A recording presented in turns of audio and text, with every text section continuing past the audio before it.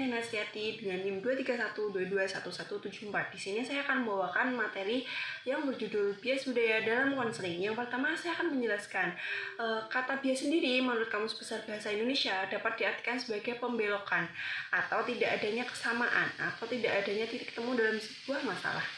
Nah, sedangkan budaya sendiri itu ada nilai, keyakinan, atau perilaku yang dianut suatu kelompok.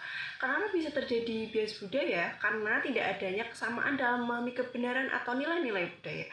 Hal ini bisa terjadi karena satu dengan yang lainnya memahami budaya dengan arah pikiran mereka sendiri-sendiri atau dengan kerangka pandangnya mereka sendiri-sendiri.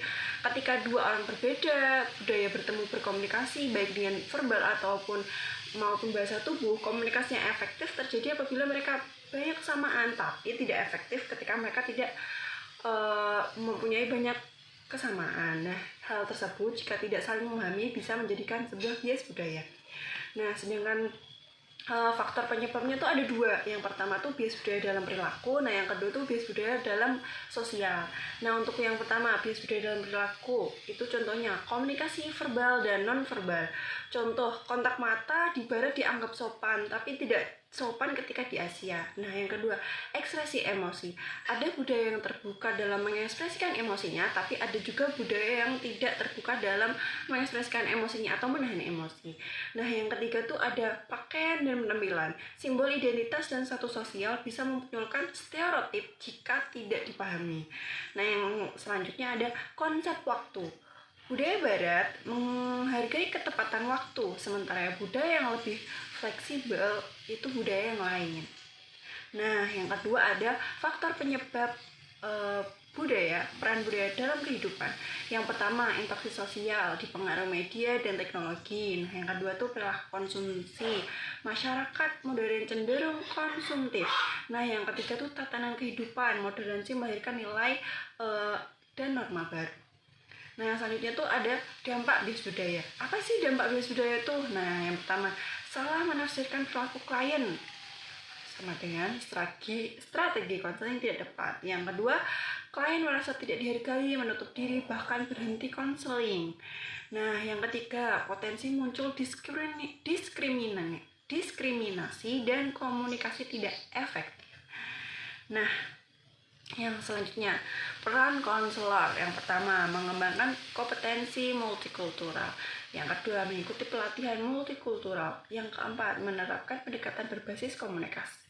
Memanfaatkan teknologi dalam konseling. Menggunakan pendekatan berbasis kekuatan budaya. Nah, yang selanjutnya tuh ada studi kasus. Tadi kan aku di awal udah bilang kalau semisal komunikasi verbal dan non verbal. Kalau semisal kontak mata sopan di barat sedangkan di Asia tidak. Semisal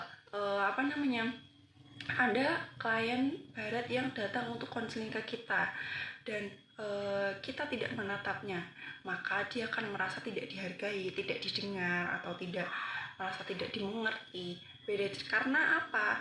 Karena bagi mereka budaya barat dianggap sopan atau dianggap menghargai ketika kita kontak mata. Nah, sebagai konseli ada yang namanya tahap identifikasi. Berarti ketika tahap identifikasi, kita tahu nih bahwa klien kita tuh ternyata orang barat. Makanya kita harus menyesuaikan, kita harus menatap matanya, kita harus memperhatikan dia dengan detail seperti itu. Nah, yang selanjutnya tuh ada kesimpulan. Bias budaya adalah tantangan besar dalam konseling lintas budaya. Ketidaksadaran konselor dalam menggunakan perspektif budaya sendiri dapat menyebabkan kesalahpahaman, komunikasi yang tidak efektif, hingga diskriminasi. Oleh karena itu, konselor memiliki kesadaran budaya, empati, dan keterampilan lintas budaya agar layanan konseling berjalan inklusif, sensitif, dan relevan bagi semua konseli. Sekian dari saya. Wassalamualaikum warahmatullahi wabarakatuh. Semoga membantu.